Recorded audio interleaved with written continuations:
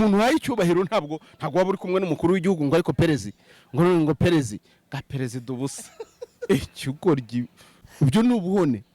Nyoko ni umuntu ukomeye cyane, ni nayo mpamvu gututse bikomeye gutuka kuri nyoko akagutuka ati mabere ya nyoko. Akaba ari umuntu mukuru gukunda kubera ko abona utarimo kuzana icyo wonse mu mabere ya nyoko. Ari nge wambwira gute ari nge? Ntacyo nkubwiye uzajya kuvuga ngo rutanga rw'amaboko yavuze ngo ndahiro mabere ya nyoko. Ariko ugize amahirwe wabona ugutuka kuri nyoko, noneho hakabana amabere ya nyoko nko kukubwira yuko nko kukubwira nkaho wakayabuze, kuko uyabuze nabwo wapfa. Umuntu ugutuka kuri nyoko agashaka kukurakaza kuko abagutesheje icyubahiro. Ariko ku bakuru abakwifuriza neza kugira ngo wibuke aho ukomoka mu mizi yawe, noneho ube uwo wose muri nyoko, ubwo nk'imvura nzima yaturutse mu cyoko cyayo, kuko imvura ni imigisha.